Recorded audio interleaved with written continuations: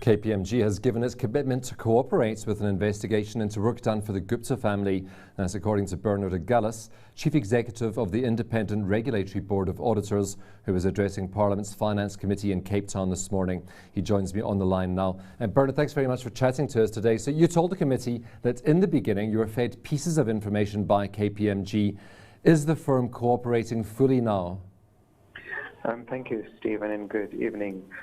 We certainly, in the beginning, needed to enter into an arrangement with KPMG that, given the public interest profile of this case, it was in the firm's and in the public interest that we fast-track this investigation. And we agreed that we wouldn't be able to manage if they don't send us all the information that we need when we need the information. So in the beginning, we did have some challenges in the sense that we didn't get complete set of information in some instances. And we've since had several meetings with the leadership locally, but also with the international leadership to explain the importance of cooperation. And since then, we have been receiving what we've been requesting from them. You said it's in the public interest to fast-track this investigation. Any idea of how long the investigation will take, Bernard? In Parliament this morning, we did give the time frames of a normal investigation, which is about 18 months. In international standards, for public interest cases like these, it could take up to 36 months. However, we understand that we can't take too long with this particular case, and therefore we are employing all our resources to try and ensure that we can get it done a lot quicker than the normal length of time that we take with these cases. Bernard, what are the parameters of this investigation? What will you be looking for exactly? We started off by looking at Linkway, the audit of Linkway trading, and certain possible breaches of independence regarding the attendance of certain partners at the wedding. So it started off like that, but we can increase the scope of our investigation if new information comes to our attention.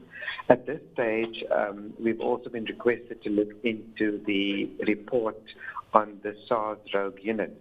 And the reason that it's now become a possibility is because the IRBA regulates auditors by virtue of the services that they deliver, or because they are registered with us.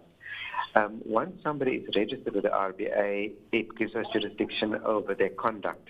And because we've investigated and found out that the person who signed off on the SARS rogue unit is in fact registered with us, we might be able to start an investigation into that report as well. What possible censorship do they face if you do find irregularities in this report or in this investigation? We'll only know once we've gone through the process and the investigations committee had made recommendations to the disciplinary advisory committee. But the possible sanctions could be a fine, or the worst sanction could be if the auditors get struck from the register. At the moment, that is the worst sanction that we can impose. But this morning at the hearing, we have also requested Parliament to support any potential changes to our legislation that will assist us to impose larger fines and stricter fines on auditors. I mean, there have been calls for KPMG to leave South Africa. We've had the Reserve Bank being a little more cautious on this due to the effect it could have, particularly on the banking sector. What are your thoughts on this? Do we need 4 big auditing firms in South Africa, Bernard? The economy probably needs the international firms, but you might recall that a few years ago we started with a process of mandatory audit firm rotation, which addressed the concern that we had that there was too much concentration in the market. And our risk has always been that should one of the firms fail, then the other firms must be in a position to step in. So while we can't say that the economy needs 4 firms, we certainly need to prepare for the eventuality that something could happen, and that there should be opportunities for other firms to step into their place. Bernard, we have to leave it there. Thank you so much for speaking to us today.